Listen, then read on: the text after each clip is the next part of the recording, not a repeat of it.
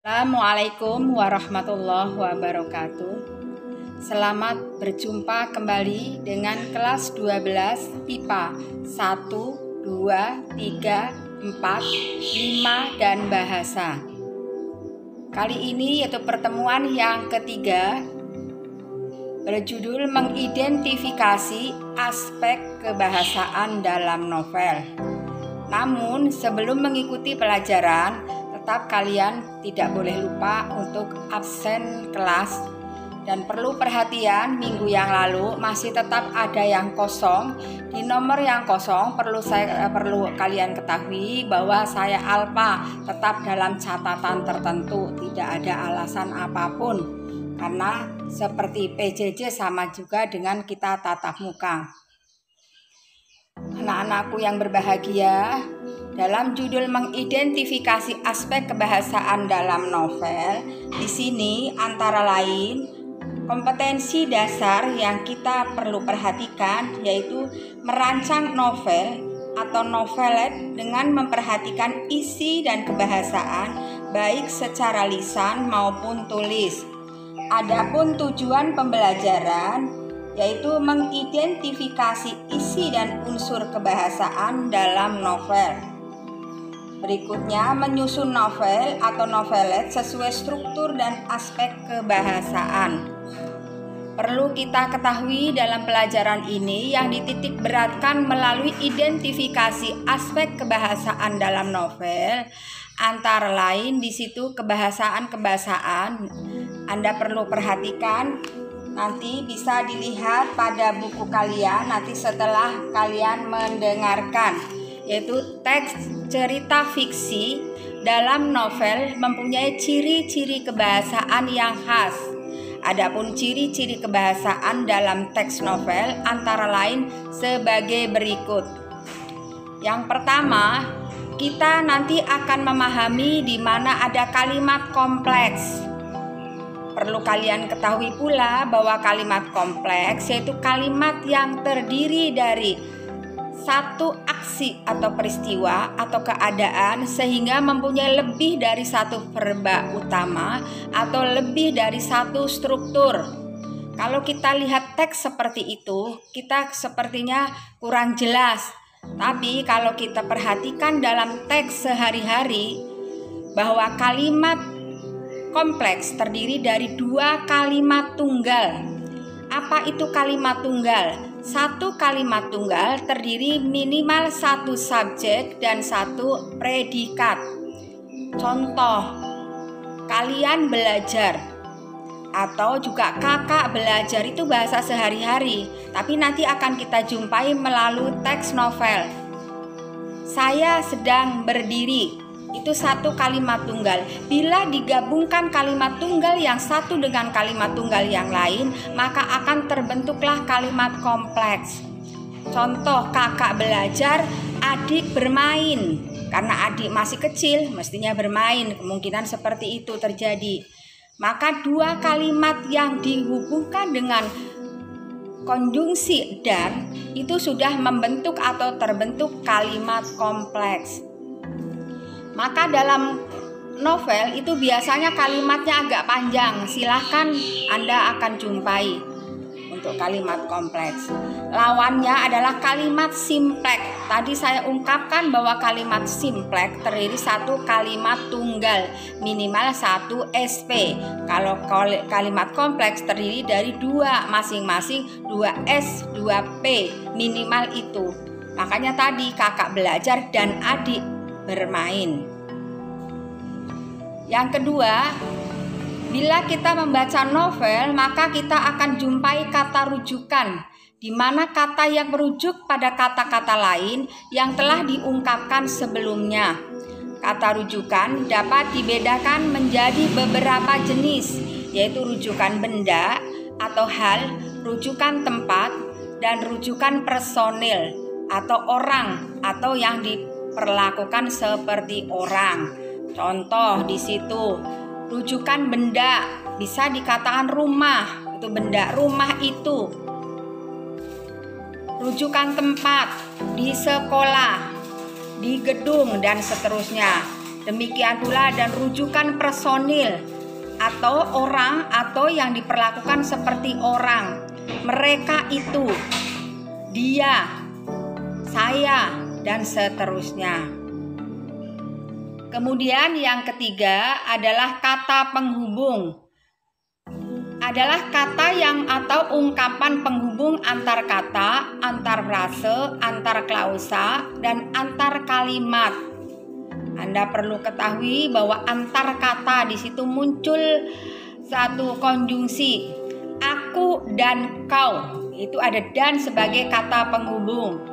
Antar frase di mana lebih dari atau membentuk satu kalimat. Bisa kalimat tunggal. Antar klausa seperti tadi di depan saya menjelaskan pada kalimat kompleks. Ayah bekerja di kantor, sedangkan ibu bekerja di rumah. Kata sedangkan merupakan kata penghubung. Kemudian di situ ada konjungsi koordinatif, yaitu kata yang menghubungkan kata atau klausa yang berstatus sama. Misalnya kata dan tadi sudah saya sebutkan, tetapi atau bahkan, tambahan, namun, dan lain-lain. Nanti akan kita jumpai melalui novel ada konjungsi seperti itu dalam konteks kalimat. Kemudian berikutnya ada konjungsi subordinatif, yaitu yang menghubungkan dua unsur klausa yang kedudukannya tidak sederajat. Atribut yang kata penghubung subordinatif tujuan, misalnya agar, supaya, biar. Agar kita pintar, agar kita pandai, maka kita belajar. Kata agar itu sebagai konjungsi di awal. Kemudian di situ pada konteks novel terdapat gaya bahasa. Gaya bahasa adalah penggunaan atau pemilihan kata yang digunakan dalam penulisan teks cerita fiksi dalam novel. Gaya bahasa yang biasanya digunakan dalam novel adalah metafora, personifikasi, perumpamaan. Contoh, sering sekali kita itu membaca novel mengandung suatu majas, karena tanpa majas seakan-akan tidak sedap. Maka keindahan bahasa muncullah gaya bahasa, metafora. Janganlah seperti orang yang sudah terbuang, bagaikan misalnya sampah masyarakat. Kata sampah masyarakat itu yang disebut metafora. Ayahku bekerja sebagai kuli tinta, di mana kuli tinta adalah metafora, itu contoh.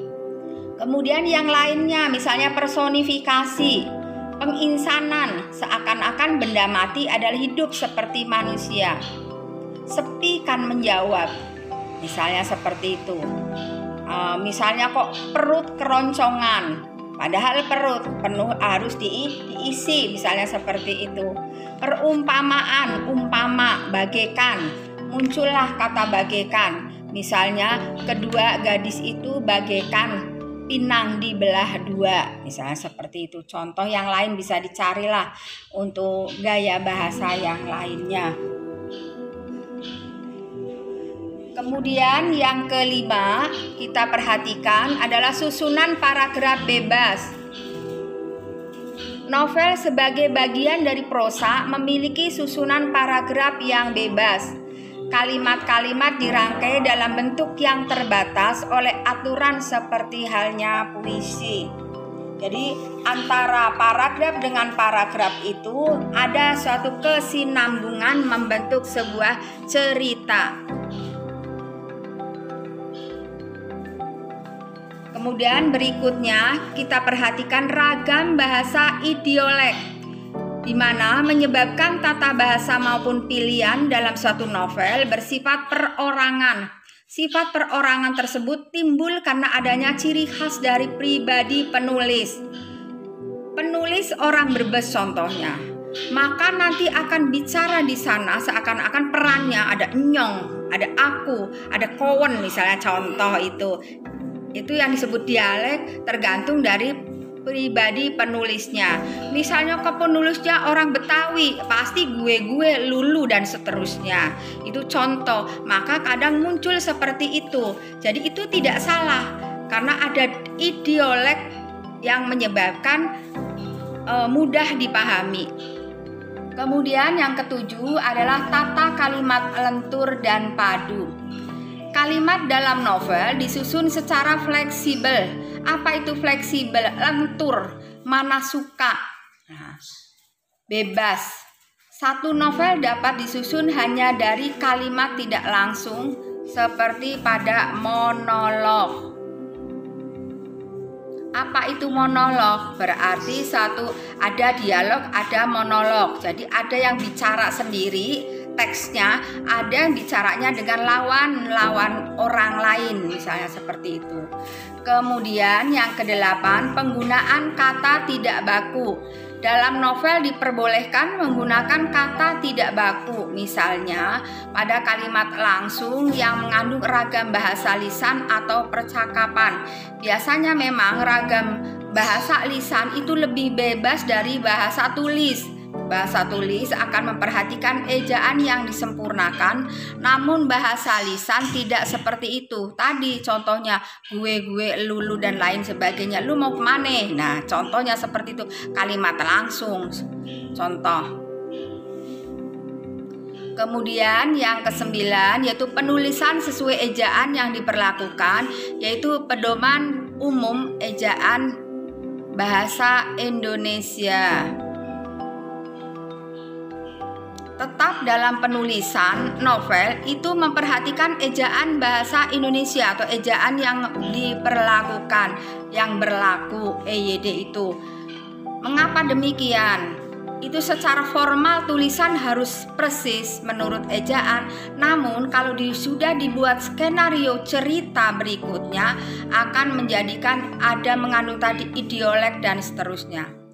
Kemudian ke-10 yaitu kosakata denotatif dan konotatif, di mana kata denotatif digunakan untuk menggambarkan keadaan yang sebenarnya.